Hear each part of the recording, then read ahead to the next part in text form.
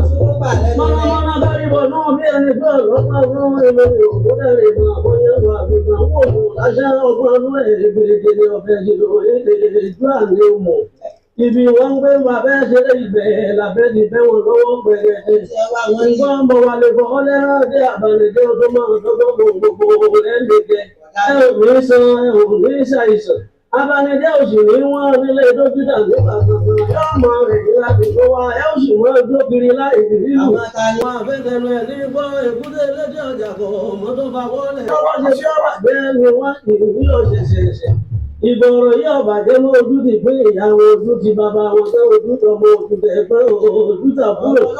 Ojú tọmọ ṣẹ́ ojú tọ̀gá ẹ̀ṣẹ̀ ọ̀gá wọlé gbùrùgbù. Ọlọ́run lójú ọ̀rọ̀ yìí tẹ́lẹ́gbẹ̀rún ọ̀tá yọ ló sọ ojú tẹ̀lé torí mo ti ń mọ́jú ojú tẹ̀lé torí mo ti ń mẹ́nu ojú tọ̀bẹ̀ ẹ̀rẹ́ oníjàmbá ènìyàn torí mi tọ́ bẹnu ẹ̀ nílẹ̀. Ṣé bá ro orin tí mo wá kọ tí ń lò wọ́n lò ó pé bẹ́ẹ̀ tó bá rí mi lókè lèdè tó bá rojú kókó inú rẹ̀ ní odò. Bí máa ń dùn wọ́n lọ rèé tó kò dání. Èmi náà gbogbo gbọ́ ẹlẹ́dàá mi ni ọ̀rọ̀ orin ọ̀yàn ó ti rí kọjá bínú gbogbo ẹni tí ń bá ń bínú dáre owó oníṣọ̀lẹ̀.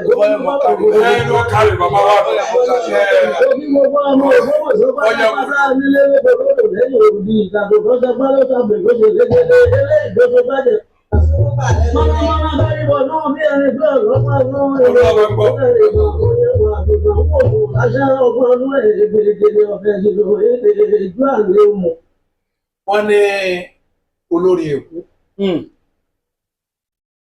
torí bẹ́ẹ̀ bá lókun tẹ́ ti sín ohun rẹ̀ yóò sì tún máa jáde tí gbogbo ayé ọmọ gbọ́ bẹ́ẹ̀ tẹ́ mọ bàbá wa tọkọ ní táwọn kí ló kọ́ wọn. Bàbá wa fọyán mu nù ta ni olóhùn mọ bàbá. Ṣé àwọn kọ́ ni wọ́n pè ní olùdarí ọmọ fọyán mu. Ó nù. Bàbá tó kú tí ó jẹ́ pé wọ́n ọkọ̀ lọ nígbà wọn fẹ́ lọ sìnkú bàbá. Wọ́n lọ́kọ̀ lọ ọkọ̀ lọ wa.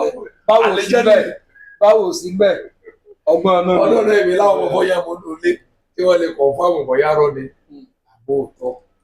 Brọ́dà mi ẹ káàsán àmọ̀dúpẹ́. Ẹja ṣe báyìí pé ẹ káàárọ̀ ẹ káàsán ẹ káalẹ́. Ibi tí wọ́n bá ti ń gbọ́ wa. Ó dé pẹ̀lú orí táìmù tẹ́ bá ń wo prógrámù wa. Ẹ dákun ẹ bá mi dákọ yín fún gbogbo ilé.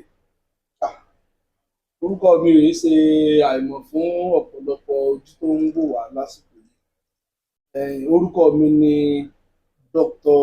Adéníjì Ìdòwú tí ọ̀pọ̀lọpọ̀ wa mọ̀ sí ID Aluta. ID Aluta ó ti change ẹ̀ báyìí. Aluta kílẹ̀ changes. ID pastor ní báyìí. ID wọ́n dà mí kò ní bàjẹ́ fún yín. Àmín àtẹ̀yìn náà àmín. Wọ́n ní àjànàkú kọjá mórí nǹkan fìrí bàbá rere kápá rere bọ́dà mi ọkọjá wípé nìkan máa sọ lọ́yọ̀ state àti ilẹ̀ Yorùbá pátá bí wọ́n sọ pé àwọn ọ̀mẹ́ ti ń jáde Àlùtà nínú Ògbómọ̀ṣọ́ Ọlọ́run. Bẹ́ẹ̀ ló ń bá wọn wò pé ṣé mo mọ̀ wọ́n ni àbí mọ̀ wọ́n àbí kí lámàtẹ́kùn Oòduà ń sọ á padà débẹ̀.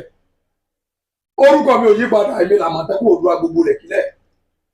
Èmi lọ́mọ olóògbòjọ́ máa rí kéèyàn ọmọdé náà pé tọ́ máa pàjá fún aláwọ̀ ọjọ́ mo ní kò ìdìdògún tó lọ́ máa jàwé ló ti mú kó wúlò yín ló ti mú lè wá sùn mí lọ. Èmi lọ́ máa pọ̀kọ̀ fà kọ́ máa kó méjì ọ̀fà méjì. Ẹni oníkó ìbáta lọ́fà tí ọ̀bá kóró ara wú lọ bí iṣu ni o. Lọ́dà ọmọ ìlú wo gàgà ni. Ọmọ ìlú Òkùnbí ni mí tó wà lọ́dà Ògbómọ̀ṣọ́ yìí. Náà wọ́n mọ Ògbómọ̀ṣọ́ ní bẹ́ẹ̀ ni Ògbómọ̀ṣọ́. Mo sì ní ilé wa nílé ọ̀gá aláníga alágbẹ̀dù. Ọmọ ìlú wo wà nìyẹn? Ọmọ Ògbómọ̀ṣọ́. Ọmọ Ògbómọ̀ṣọ́ yìí. Ògbómọ̀júgun. Mo sì ní ilé wa nílé ọ̀gá aláníga alágbẹ̀dù. Ọmọ ìlú wo wà nìyẹn? Ọmọ Ògbómọ̀ṣọ́. Ọmọ Ògbómọ̀ṣọ́ yìí. Ògbómọ̀júgun. Torí ìtẹ́ ẹ̀sọ̀ yẹn ìtẹ́ ìfìdí múlẹ̀ ìtẹ́ ìfìdí rẹ̀ múlẹ̀ bẹ́ẹ̀ ni pé kò sẹ́nìkan tí ń gbé ìgboro Ògbómọ̀ṣọ́ tí ọ̀gbọ̀lọ̀ máa ń lòkó. Àbíkọ́ máa ń nílùú mi àmọ́ gbogbo ẹ̀ pátápátá o Ògbómọ̀ṣọ́ ẹja jọ kọrin ìfẹ́ gbogbo Ògbómọ̀ṣọ́ bá nìyẹn. Àdénú ọkọ̀ àsinmi àdénú ọkọ̀ àsinmi ohun òjàjàjà gbogbo Ògbómọ̀ṣọ́ àdénú ọkọ̀ àsinmi.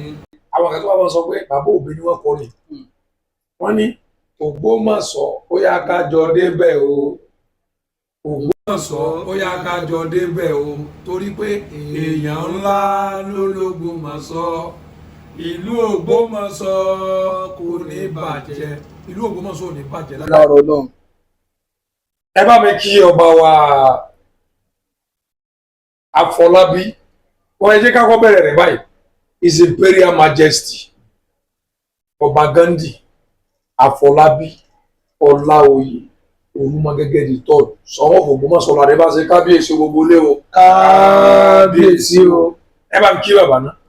Mo ń fi àsìkò yìí kí kábíyèsí wa ọba Ghandi Afọlábí Ọláoyè Olúmọgẹ́gẹ́ ní agbára Ọlọ́run ọ̀pá ìtòlú ọ̀pá ìdarí ìlú tí Ọlọ́run gbé lé yín lọ́wọ́ kò ní kán ní àsìkò tí yín. Ọlọ́run fún yín ní oore ọ̀fẹ́ láti tu ìlú yìí tí eku ò fi ké bí eku tí ẹyẹ ò fi ké bí ẹyẹ lórí ti yín. Ìlú yìí ò ní dàrú lágbára Ọlọ́run, ogun ò ní ṣẹlẹ̀. Èèyàn ńlá ló l'Ógbómọ̀ṣọ́, orin tá a kọ kẹrin ni pé ìlú Ògbómọ̀ṣọ́ kò ní bàjẹ́ lórí ti yín ọba Ghandi Afọlábí Ọláoyè, ìlú ò ní bàjẹ́. Brọ́dà mi àwọn ọmọ Ògbómọ̀ṣọ́ ni wọ́n ń pè mí àtàwọn èèyàn káàkiri lórí ọ̀rọ̀ tó ń ṣẹlẹ̀ ní LAUTECH Ògbómọ̀ṣọ́. Oríṣẹ́ wo gan lẹ́dìmú rí ní Ládòkè Akíntọ́lá Yunifásitì ìlú Ògbómọ̀ṣọ́ tẹ́ ti dìmú rí bẹ́ẹ̀ débi gbogbo ayé ọ̀mọ̀ àtàwọn papọ̀ kan tẹ́ ti kó ká tó wá máa tẹ̀síwájú. Mo lè mọ́ lórí ọ̀fẹ́ láti mọ lè ròyìn ara mi ṣùgbọ́n màá gbìyànjú díẹ̀ torí inú mi ò kì í dùn tí èèyàn bá ń kì mí kọ́ mọ wọ inú etí mi lọ orí èèyàn mọ̀ wú òtí bá ń kì mí tí bá ń gbé ẹ̀yìn etí mi lọ atẹ́gùn ò lè mọ bá mi gbé. Mo lè mọ̀ lè gbọ́ tí wọ́n lè sọ nǹkan ipa tí mo ti kó ṣùgbọ́n díẹ̀ tó gba ẹ̀yìn etí mi jáde màá sọ nípa pẹ̀lú àtìlẹ́yìn àwọn ọmọléèwé àti àtìlẹ́yìn Ọlọ́run mo ti di SUG president rí ní inú ilé ìwé Ládòkè Akíntọ́lá University of Technology Ògbómọ̀ṣọ́.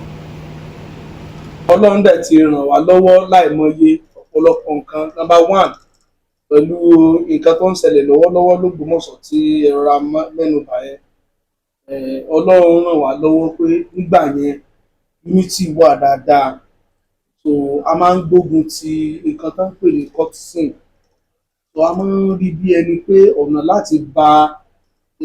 láti ba yí ọmọléèwé jẹ́ ẹni tí èèyàn bá darapọ̀ mọ́. A máa ń jẹ́ káwọn student mọ negative effect of it tí ó bá di ọjọ́ iwájú ní ẹni tó bá mórí bọ́ tí kò bá kú.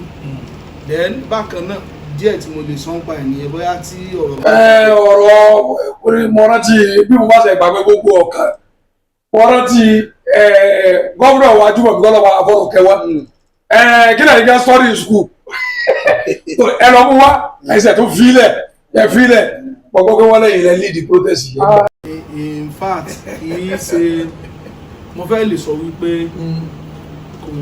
àwọn ọmọ tí wọ́n tún wà lẹ́yìn wa Ọlọ́run lò wọ́n tún wà lẹ́yìn wa náà tó ṣe kékeré òun. Ìgbà tí èmi jẹ́ SUG president ẹni ìgbà tí Akálà fi wà ní olóògbé Ọ̀túnba Àlàó Akálà kí Ọlọ́run fi ọ̀nà kẹ́wọn èmi wà ní president bẹ́ẹ̀ ni. So àdúgbò mo ń sọ lọ so a máa ń wá ọ̀nà láti gbógun ti gbogbo ohun tó bá lè fẹ́ fa gbọ́mi sí and everybody ló lè testify sí pé during that time wọn lè rìkọ́ọ̀dù pé student o àwọn ọmọ ẹlẹ́gbẹ́ òkùnkùn tàbí àwọn student ẹlẹ́gbẹ́ òkùnkùn para wọn throughout my tenure. Ọlọ́run ni ó fún wa ní ọgbọ́n àtinúdá ọ̀dọ́ sẹ́wọ̀n kọ́mọdé òbí sí kọ́mọ̀ sí bí ọmọdé o.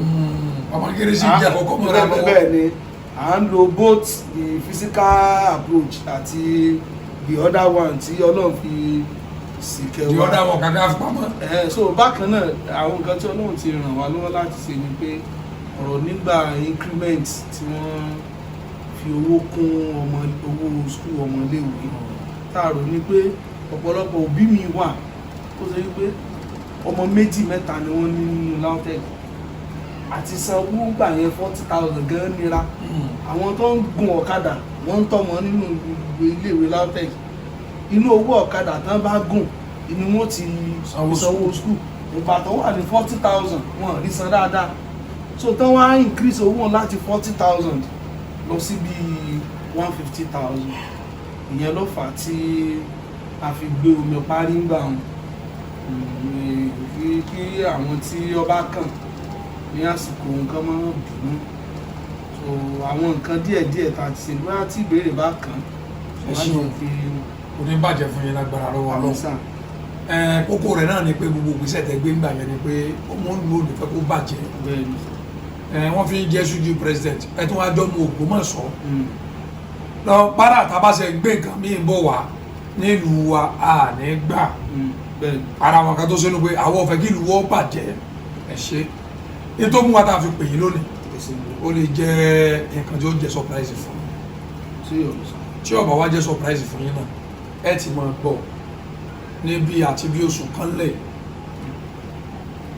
a sì rí bàbá kan tí wọ́n lọ ságìdìgbò tí wọ́n láwọn wá sílùú Ògbómọ̀ṣọ́ nípa ọmọ àwọn sàdédé ni wọ́n sọ pé àwọn òbí ọmọ àwọn mọ́ àwọn òṣèré pé wọ́n wá sí Ògbómọ̀ṣọ́ nígbà wọ́n dé Ògbómọ̀ṣọ́ ọmọ wọn ni wọ́n bá ọmọ LAUTECH ní ẹrùjọ́ mẹ́ta yìí náà àtúngbọ́ oríṣiríṣi àwọn ọmọ ni wọ́n tó kú tá a bá wá gbọ́ lọ́tún tá a gbọ́ lọ́sì tí wọ́n sọ fún wa náà ni pé àwọn ọmọ kò tí sí kí ni àwọn ìgbésẹ̀ tẹ́ ẹ wò pé a lè gbé tó fi lè dẹ́kun rú àwọn àwa yìí àdé ọ̀rọ̀ wo gẹ́gẹ́ bí ẹni tó ti ṣe olórí gbogbo àwọn stúdẹ́ǹtì rí nílùú Ògbómọ̀ṣọ́ ní Ládòkè Akíntọ́lá University of Technology àwọn àmọ̀ràn wo àdé àwọn ìgbésẹ̀ wo ìjọba lè gbélé lórí tí ó fi bá wa dẹ́kun kínní yìí ẹ̀yin náà ẹnu ọ̀rọ̀ tẹ́sọ ní ìsìn ọlọ́kadà ń bẹnu ẹni tó tọ́ mọ́ sùkú ẹni tó ń ta lá tó ń ta nǹkan mi àgbẹ̀ ń bẹ tó yẹ pé ń fọwọ́ roko kó lórí ìwé ọ̀tọ̀ mọ́ ní sùkú Ọlọ́run jẹ́ kó ọmọ owó kú lójijì à ní sófò ọmọ ọ̀nà wo la lè gbégbà tó fi jẹ́ wípé gbogbo nǹkan yìí yóò fi di àfẹ́yìn tẹ́gùn fi sọ ẹ dákun níta pè é sí. ẹ ṣeun olóòtú ṣe rí ọ̀nà pọ̀ tí a lè gbé gbà. ṣé ẹ gbọ́ páwọn kan kú ní LAUTECH láìpẹ́ yìí. mo gbọ́ Babátúndé Marvelous Ìṣọ̀lá tí wọ́n pa sí ibi tó ti ń ṣe sign out ó déwájú ká bá ti kó winners tí wọ́n bá òkú ẹ̀ bẹ́ẹ̀ wọ́n wà ní sport yẹn náà mo débẹ̀ kó tó di pé àwọn agbófinró wa gan dé ni mo ti débẹ̀. Ṣé rí àwọn ọ̀nà tó pọ̀ tí a lè gbà.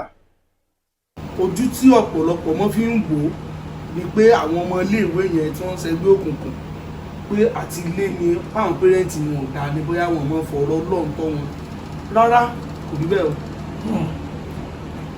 Màá share little experience mi pẹ̀lú wa. Ṣé rí tí ọmọ bá wà nínú ilé tí ẹ̀ ń kọ́ lẹ́kọ̀ọ́ ọ̀rọ̀ Ọlọ́run tó gbé tó bá ti wà nílé báyìí ẹ̀ ń lọ Sunday school báyìí ẹ̀jọ́ ń gbé báyìí ẹ̀jọ́ ń lọ ni ọmọ ń jí làárọ̀ báyìí ẹ̀jọ́ ń kí àsùbá ni kò ní kó dé school kọ́ mọ́ jọ yẹn gbẹ́kẹ́gbẹ́. So little ló wà lọ́wọ́ parents àwọn parents upbringing wa kò sí ọmọ kankan tí a jáde lọ́dọ̀ òbí ẹ̀ tóbi ọ sọ pé tó bá ti dé school lọ́mọ da school ni o tó bá ti dé school lọ́jọ́ ẹgbẹ́ ni little ẹ̀kọ́ tán ti kọ́ yẹn náà wọ́n ti ń gbé bọ̀ láti ilé wọn ìgbà tán dé school ó wá ku àwọn atúnidá ibi tí láìfù ọmọ iléèwé ti bẹ̀rẹ̀ nìyẹn. So now báwo la ṣe fẹ́ kọ́ ọbẹ̀ wọ́n pe kinní kan ní peer group fi ọ̀rẹ́ ẹ̀ hàn mí àwọn aṣọ́rú èèyàn tó ń ṣe tó bá ṣe wípé ọmọ ìgbà tó wọ school spirit tó fi bá wọlé ní first semester 100 level tó bá ṣe pé yẹn ló build on kò ní sí ọmọ kankan tí a jọ ẹgbẹ́ òkùnkùn because life wọn bẹ̀rẹ̀ sí change tí wọ́n bá ti ń parí first semester lọ níbo náà ti ń parí lọ so first semester yẹn tó bá jẹ́ obìnrin nínú wọn tí ọkùnrin bá pè tó bá toast ẹ̀ kò ní gbà yọ sá lọ ni pé torí wọ́n ti orientate ní pé àwọn LAUTECH àwọn lòyìn fóògùn owó àwọn LAUTECH àwọn pààyàn eré yẹn ni ọmọ sá lọ tó bá ní kó fáwọn nọ́mbà kò ní dúró tó bá jóbìnrin tó bá ṣe student tó jọkùnrin tó bá pè sí pàtí kan tó ti ju bíi 7 lọ yóò ti rántí ọ̀rọ̀ kan sọ fún ilé pé ó ní mi gbọ́dọ̀ pẹ́ ta o tó bá lọ ṣe mistake tó bá ń jà tó bá kó mi mọ́ kínní dáàdi mi ọmọ gbọ́dọ̀ mọ́ ẹrù tó ti wà tó ti lé foundation fún yẹn tó bá continue pẹ̀lú ẹ̀ láti fẹ́ semester tí a fi parí kò ní sọ́mọ nǹkan tájọ ìlóbi. Now let's come back to àwọn ọ̀nà àbáyọ tó pọ̀ ṣe rí ìgbà tí a wà ní school a máa ń invite àwọn tó jẹ́ leaders wa àníkan jọ kan wá bá àwọn kan sọ̀rọ̀ sọ wá sọ nǹkan burúkú tó wà bí kéèyàn ṣe bí òkùnkùn nǹkan tí téèyàn bá ṣe tí máa ń result fún yàn wọ́n á kó different pictures wá àwọn tí wọ́n ti parí irú nísìn I'm having the picture of the guy ọmọ tó kù yẹn mo ní picture so now àwọn ìgbà yẹn àwọn tó jẹ́ leaders wa yẹn wọ́n ti compile àwọn pictures yẹn wọ́n á máa fi hàn wá ẹ wo lè bí wọ́n ṣe sá kò sí ní láyé ẹlẹ́ran ara yóò sọ̀rọ̀ pé yé ògbọ́n ṣe sáré ilé ẹ wo lè bọ́n ṣe yìí nìbọn so ìyẹn lásán a máa discourage what I mean is this tí orientation bá ń wà fún àwọn ọmọ yẹn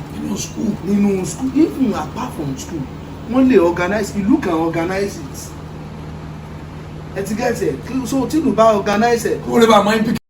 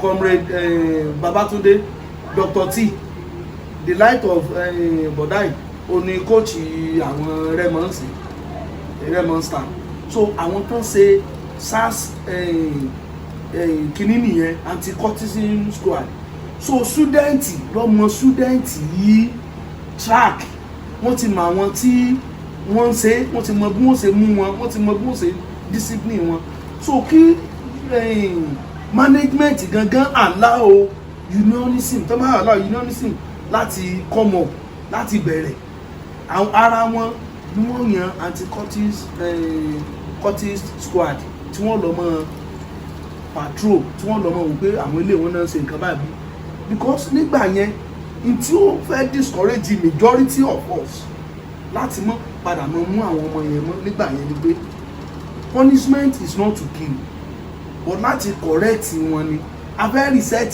brain wọn ni so tá a bá mú wọn as at that time we will not take them to police station a ní sọ pé kán expel wọn àwa náà wọn we call it maximum ṣíṣí maximum ṣíṣí ni pé ẹ mọ̀ nà tó yẹ pé àwa nà àwa sọ pé wọ́n mọ̀ report sí we have a place that we call student senior government building SUB so àwa ní kọ́ mọ̀ report síbẹ̀ every day so kó tó lọ class a ti gba matric number a gba gbogbo time tó ní lecture àwọn kan mọ̀ monitor ẹ̀ yóò wá sign pé mo ti wá school láàárọ̀ yìí yóò mọ̀ padà lọ class ẹ̀ etiquette so ìyẹn lásán àti dẹ́rùbà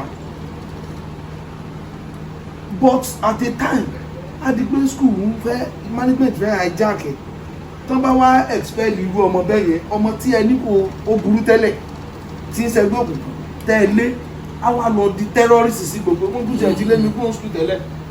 because wọn rí correct. rí correct ẹ ń kújẹ kú ti lé mi tẹ́lẹ̀ so kì í ṣe pé kán lé ọmọ ní láti correct ayé kí lílé ọmọ kọ́ tó lè help so the person is no la fẹ́ rehabilitate òun gangan so àwa bẹ̀rẹ̀ òun tó bá ti di pé à ń expel ọmọ kúrò school ọmọ yẹn mọ́ lọ yapò kì ní in fact majority of them wọ́n lè jẹ́ robbers lọ́la because ẹ ti terminate ìròyìn tán wà objective wọn gangan bó ṣe ṣe pé if you take a critical look at it àwọn tó ń ṣe majority àwọn tó ń ṣe ẹgbẹ́ òkùnkùn yẹn tẹ́ bá béèrè lọ́wọ́ wọn majority of them wọ́n bára wọn bẹ̀ nítorí reason kan tàbí ọ̀nà ìdààmú because we have interrogated majority of them kí làwọn kan sọ bí kí ọmọ ìfẹ́ ọmọ kan káwọn alágbára kan táwọn wà ní gúúpù kan lọ àtàkì ẹ̀ pé fọmọ yẹn lẹ̀ tọ́wọ́ àfilẹ̀ apá ẹ̀sùn kìíní wọ́n dẹ̀ gbọ́n nà tó tọ́ gba fóònù ọwọ́ ẹ̀ gba ránṣẹ́ ti ọwọ́ ẹ̀ gba bàtà gba aago. ọmọ tí ń sunkún náà kò ní pọ́ńkọ́ lọ́wọ́ ẹgbẹ́ ibi tó ti ń sunkún làwọn kò sọ pé táwọn wo lọ́nà ẹ̀ ibi tó ti ń sọ wọ́n sọ ló stẹ̀ wọ́n àti pé gbòó tó bá sọ fún lágbájá wọ́n ní lágbájá máa gbà ẹ̀ ó náà lè defend ẹ̀ kí n ṣe bí ìbá ṣe rí gbogbo nǹkan tí mo gbàgbà nǹkan ṣe sáà fún mi fóònù mi ìbẹ̀rẹ̀ làwọn náà sọ̀rọ̀ gbogbo àwọn náà lẹ́gbẹ́ o àwọn náà lẹ́gbẹ́ àkọ̀yà o ò ní láti bẹ̀ wọn gbogbo nǹkan yẹn pátá máa bẹ̀ gbà ọ̀gbọ́n náà jẹ́ ìwà wọn dẹ̀ tó bẹ́ẹ̀ kan dé ara gbẹ́fẹ̀ẹ́ majority of them tó sún wọn níbẹ̀ ni. láti fi kọjá ó lè mọ̀ ṣètò ní òkú. ẹlòmíì bá wa débẹ̀ tán wọ́n wà máa jó ṣe nǹkan tó ju nǹkan tó bá wá lọ kò sí lè padà mọ́. kò ní lè padà mọ́ tó bó ṣe rí nìyẹn. àbí wọ́n tá a ràn lọ́wọ́ wọ́n jẹ́ pé ń tọ́ gba nǹkan lọ́wọ́ rẹ̀ á dì pẹ̀lú rẹ̀ wọ́n ṣẹlẹ̀ sí lágbájá náà ìwọ ló kù sí wọn lọ sí ti. àbí so now ẹ bá bí wọn ìtọ́jú ìdùn wọn sí yẹn then way out sẹ́mi kí mo have suggested to now then another way out ni pé ṣe rí tí ọmọ kékeré. ẹ dákun sá. yes sir. ẹ make sure ẹ share program yìí o ẹ kàn máa wò ẹ share rẹ̀ gẹ́gẹ́ comment ẹ máa sọ̀rọ̀ yín lọ sá. now tí ẹ bá wo àwọn tó ń recruit wọn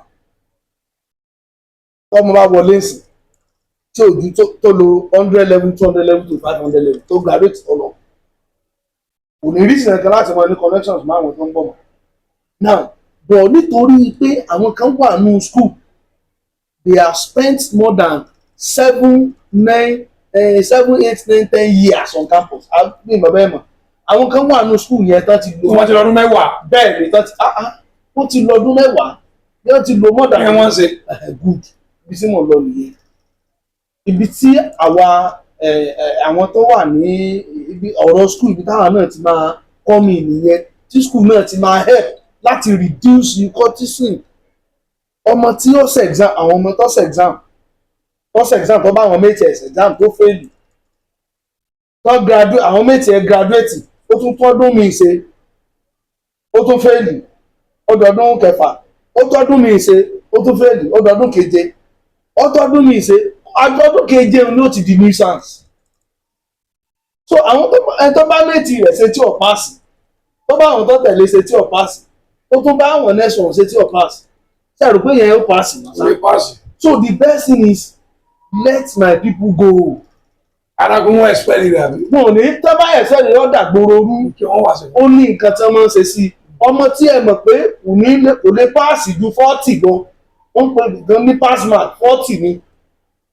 irú ẹ̀ ní tí wọ́n dá sínú bóyá sàmẹ́ǹtì wọn ò fún pé kó lọ ṣe wá instead of exam tí ń ṣe tí ò pass majority àwọn tẹ́ǹgbò tẹ́jẹ́lẹ́gbọ̀n kò tán rìkútù àwọn níwà tẹ́ bá gbogbo ọmọ 100 level ń ṣe ọmọ 300 level yìí. because owó ti pẹ́ mbẹ́ owó wọ́n àti lọ́ọ̀bì kankan kú kò sí lọ́ọ̀bì kankan kò sí lọ́ọ̀bì kankan wọ́n láti fẹ̀ káwọn ọmọ máa dúró tí òun. wọ́n sọ káwọn ọmọ máa dúró tí òun so yóò continue láti máa rìkútù àwọn new student ní tẹ́ bá béèrè dáadáa Babátúndé Ìṣọ̀lá ọmọ Marvelous tó kù yìí tẹ́ bá béèrè dáadáa yóò sọ fún yín kó tó kú o kì í ṣe pé gbé ẹgbẹ́ òkùnkùn wá láti ilé wọn ibi náà ti mú bẹ́ẹ̀ àwọn wo ló mú bẹ́ẹ̀ kì í ṣe méjì ẹ̀ ni ó mú bẹ́ẹ̀ àwọn tó ti pẹ́ sùn àwọn àgbà wo fi yọjú.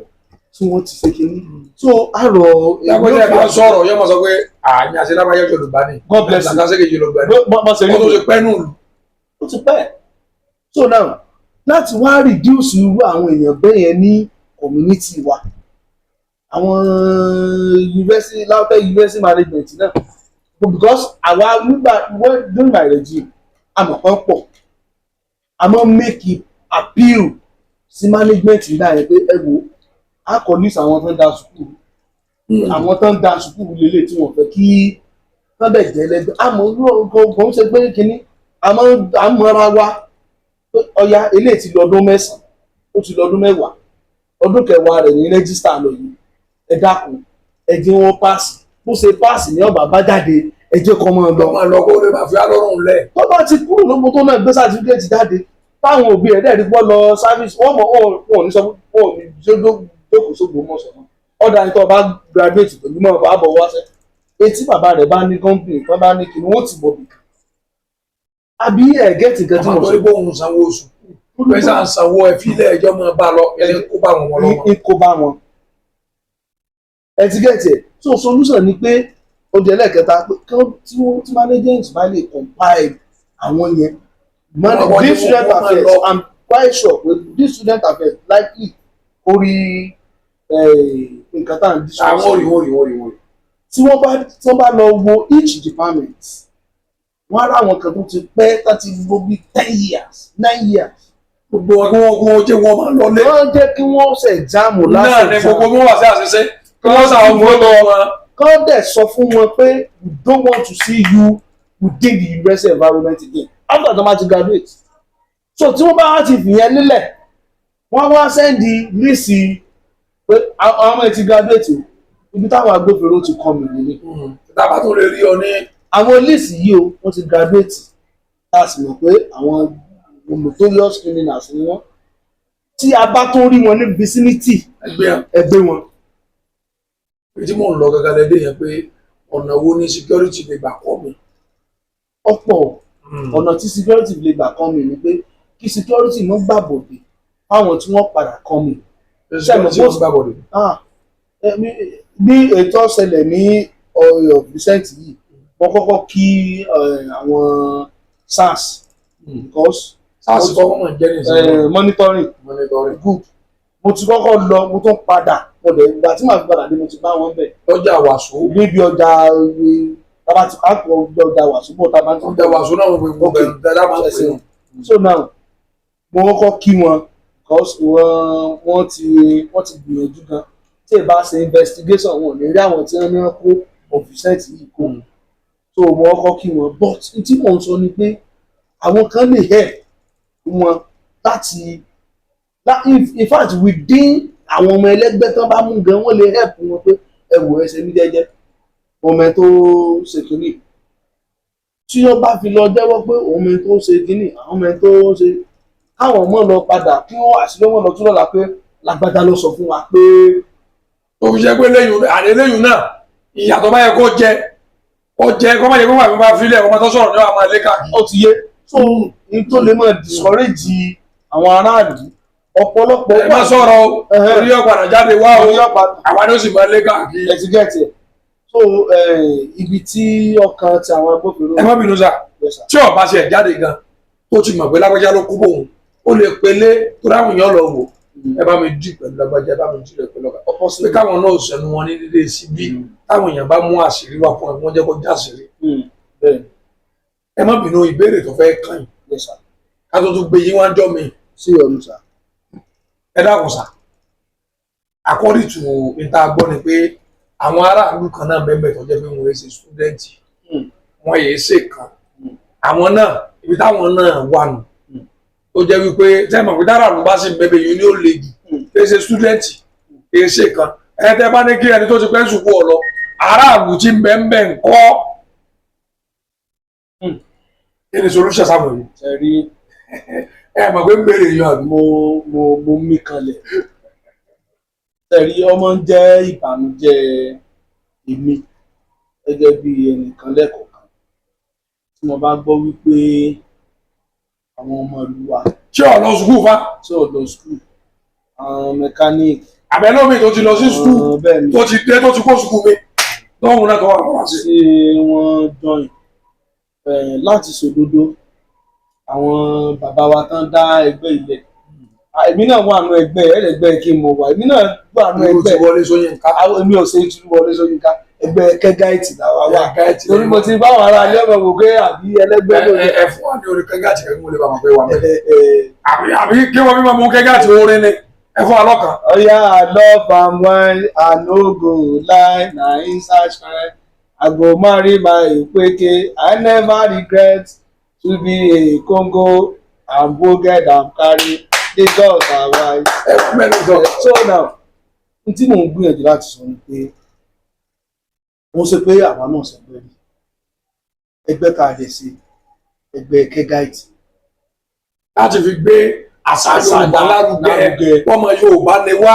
So now back to àwọn èèyàn wa tí wọ́n tó dé pé wọ́n ti parí nìkan wọ́n jọ mọ̀ bí wọ́n sọ̀kan tó wà ń bẹ̀ nìyẹn tí wọ́n bá ń kọjá lọ lásán àbí wọ́n bá ń drive lọ mo bá gbọ́ tí wọ́n ń kọ orin kẹ́gáìtì wọ́n bá ń orí mi ó sì bẹ̀.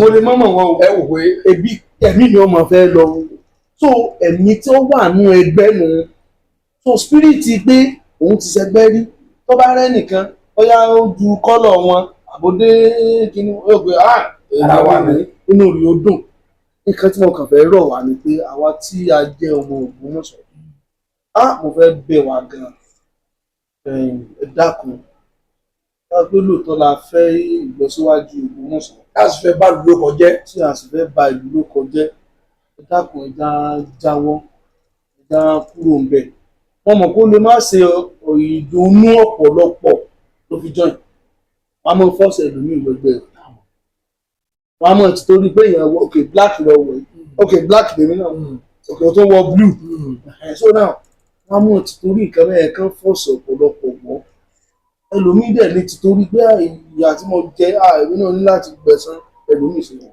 ṣùgbọ́n mo fẹ́ rọ̀ wá torí ẹ lọ ẹ jẹ́ ká ronú pìwàdà èmi ṣe pásítọ̀ èmi ṣe sẹ́ǹtì o lọ́sẹ̀ lẹ́sẹ̀ lèmi náà ẹ ti máa ń mo tí tàbí ọ̀bà tí. Bíbélì ṣe sọ wípé ó ní ìjẹ́ tẹ́mi bá ní kébì ọmọ ṣe àmì ẹ̀sẹ̀ ó ní ìjẹ́ ta ló lè dúró bí. ìṣẹ̀ tí ó dúró tó mo rọ̀ wá tẹ́rí ẹ má bínú pé mo digress ibi tí Ọlọ́run ti jù wá lọ lélẹ̀ tí mo fẹ́ kẹ́ mọ̀ ní ẹ̀yin aráalé ìgbà tí Ọlọ́run dá wa Bíbélì ní Ọlọ́run sọ pé òun dá wa ní àwòrán ara òun nílànà mùsùlùmí náà wọ́n admit pé Ọlọ́run dá wa pé àjùlọ Ọlọ́run á lélẹ̀ bàtọ́ Ọlọ́run dá wa ó fi ojú méjì sí tójú kan bá fọ́ èèyàn mọ̀ fi kejì rí náà àrí ẹni tó ṣe pé ojú rẹ̀ fọ́ tí ń wa mọ́tò now Ọlọ́run fi imú méjì tí eléyìí tí kàtà bá mú wa tí mú kan bá block èèyàn mọ̀ fi mú kejì bí méjì ìjọba yẹn tún ṣe yẹn nífẹ̀ẹ́ mú mi. bẹ́ẹ̀ni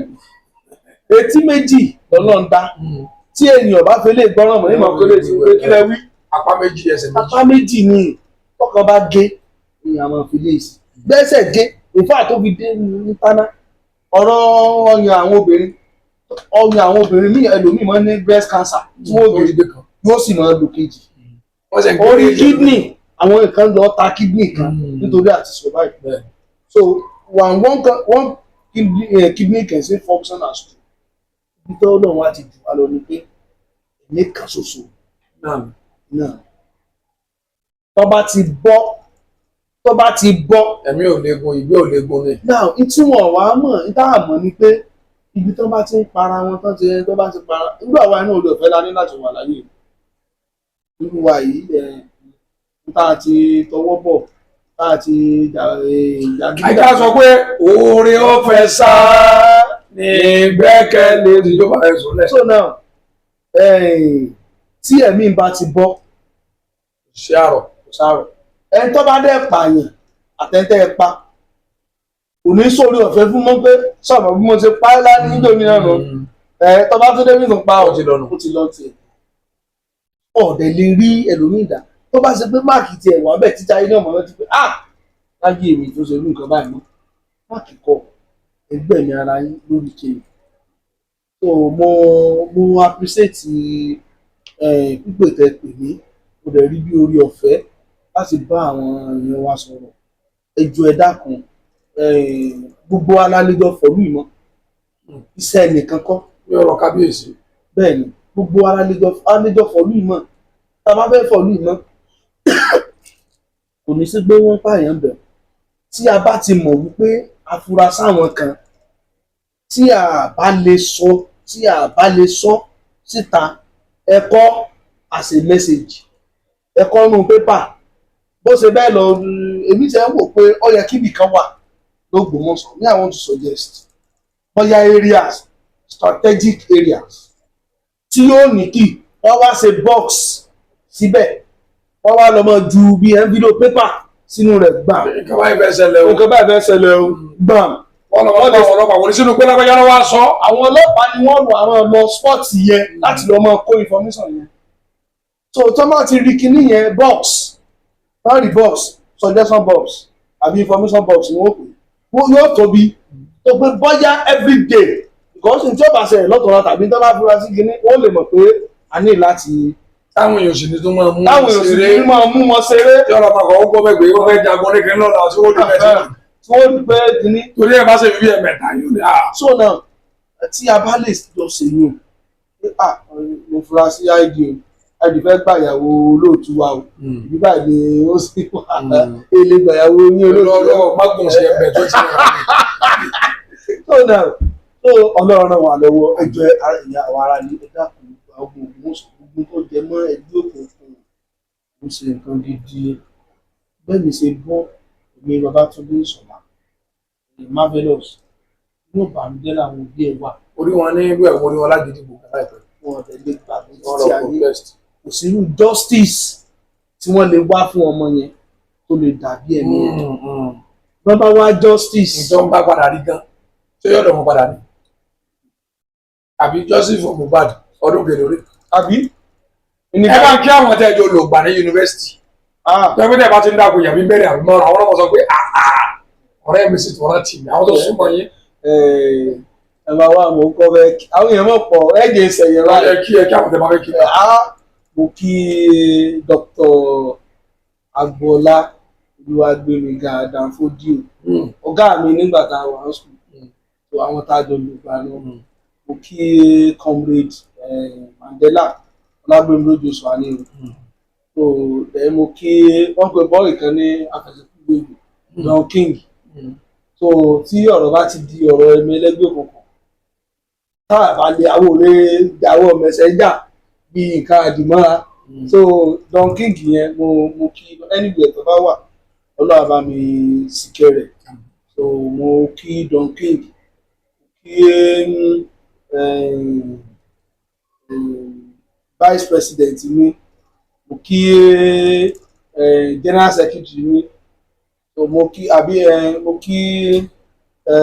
ọ̀pọ̀lọpọ̀ wà tí mi lè fi sẹ́ẹ̀kì mi ìsáyìí. ọ̀pọ̀ wa sóbẹ̀ kankan nínú gbogbo gbogbo. èyí náà ni wa obi pọ̀. dàpọ̀ àwọn náà méjì.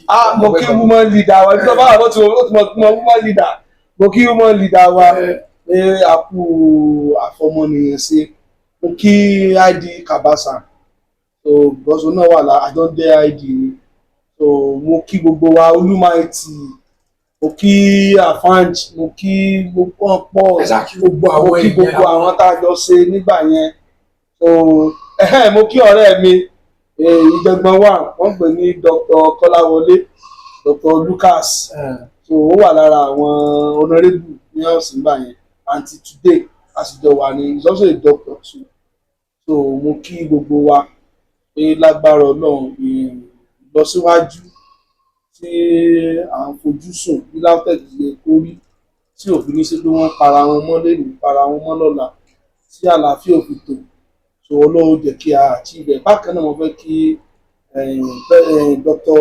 Taiwo Adédokun fẹ́ kí Ayọ̀bámi Adéwálé fún ìlàkàkà wọn at the same time because a ti ń gbé ìgbésẹ̀ ọ̀rọ̀ òdì bẹ́ẹ̀ ni a ti ń gbé ìgbésẹ̀ lórí bí nǹkan yóò ṣe gbọdọ̀ lọ́mú mi. ẹ ti sọ fún mi pé àwọn kan náà ń bọ̀ tọ́gbà wọn ló ti wá sórí ètò bẹ́ẹ̀ ni láti wá sọ̀rọ̀ àwọn Dr. Adédokun àti àwọn Adéwálé Àbáyọ̀mí so lágbára Ọlọ́run ibi tí a bá bá dé àmọ́ kà sí. ẹ bá wa kí àwọn adarí LAUTECH lọ́wọ́ tá a wà kúrò àgbọ̀gbọ̀ òun Ògbómọ̀ṣọ́ láwọn tó mímẹ́ bá a kí wọn. mo kí vice chancellor Ládòkè Akíntọ́lá University of Technology Ògbómọ̀ṣọ́ lágbára Ọlọ́run ìgbà tí ayé ọmọ sí rere mo kí registrar Mrs. Balógun tó lágbára Ọlọ́run LAUTECH kò ní dàrú lórí yín bákan náà mo kí librarian Professor Ibijua so mo kí wọn lágbára Ọlọ́run Ògbómọ̀ṣọ́ òde LAUTECH ní tú Ògbómọ̀ṣọ́ ọmọ alátalà wọn ọmọ olétà alátalà wọn so náà lágbára Ọlọ́run LAUTECH ní tú Ògbómọ̀ṣọ́ ò ní bàjẹ́ bákan náà mo kí gbogbo àwọn adarí ẹ̀ka kí dé student affairs so fún akitiyan because máa yẹn kì í sùn tó bá ń sùn ní tó bá pè ní ìsinmi àyín lọ tiẹ̀ náà so mo kí yín Ọlọ́run túbọ̀ mọ ràn yín lọ́wọ́ LAUTECH ò ní dàrú because Ọlọ́run sọ ọmọ Ògbómọ̀ṣọ́ ní àwọn náà so bí Ògbómọ̀ṣọ́ ò sì ní dàrú náà wọ́n wà fáwọn ọ̀dà. bí ìgbà kan wọ́n ní kò sí SUU president ní LAUTECH. Presently wọ́n ti scrap union. iṣẹ́ ètí mo yẹ mo fẹ́ ká dá dúró mbẹ́ ìtí mo fẹ́ ká dá dúró lórí ni pé ṣé tá a bá tó pè yín pé kẹ́ ẹ yọjú jọ́ mi ṣe yọjú sí à. inú mi ó dùn láti yọjú. ẹ bá wa kí iléeṣẹ́ wa àti gbogbo àwọn olólùfẹ́ wa ti bọ̀ wá. a kí àsìkò lékè Àmọ̀tẹ́kùn Oòduà ni torí padà change ọkọ̀ yẹn mo wá ti ṣiṣẹ́ lórí nìsín èmi mọ̀ já Àmọ̀tẹ́kùn Oòduà iléeṣẹ́ yìí àsìkò lékè àsìkò lékè TV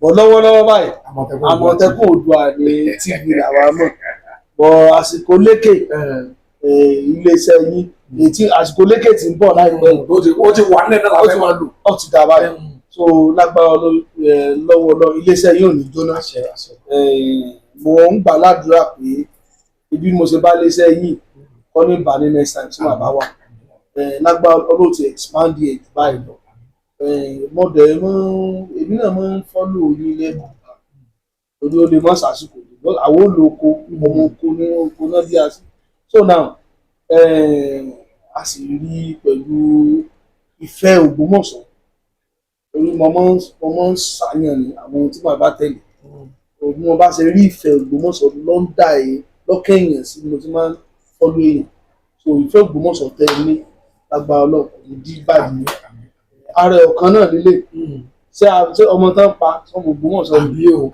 ṣùgbọ́n torí pé ó ṣẹlẹ̀ l'Ógbómọ̀ṣọ́ lẹ́sẹ̀ pé kí níyàn gbọ́dọ̀ mọ lọ báyìí lágbára Ọlọ́run Yorùbá ní bọ́ọ̀dù ọ̀bá dùn nígbẹ́ nílùú bọ́ọ̀dù tí wọ́n ṣètò ọ̀dẹ wa l'Ógbómọ̀ṣọ́ ọ̀dẹ wa dẹ́gbọ́dọ̀ tó bẹ́ẹ̀ ṣe ń rò lọ́kàn yín kó gbogbo Ògbómọ̀ṣọ́ ṣe kó rí nì bẹ́ẹ̀ ló ṣe rí lágbára Ọlọ́run Ọlọ́run sì túbọ̀ dá àlàáfíà padà sípò Ògbómọ̀ṣọ́ iléeṣẹ́ àsìkò lékè ó kí yín o gbogbo àwọn òṣìṣẹ́ yín náà Ọlọ́run ní fi wàhálà sí wọn lágbádá o ìkẹ́kọ̀ọ́ òbí yọ sọnù bí iléeṣẹ́ yìí ọmọ gòkè sí Jésù Olúwa wa. àmín sọlú ànànà bí kẹrin. sàlámàlẹ́ wa sálàm. oríwo yà àyàgò àmì tó bí a máa lọ ni. ẹ ṣe kàn sá. ẹ ṣe God bless you.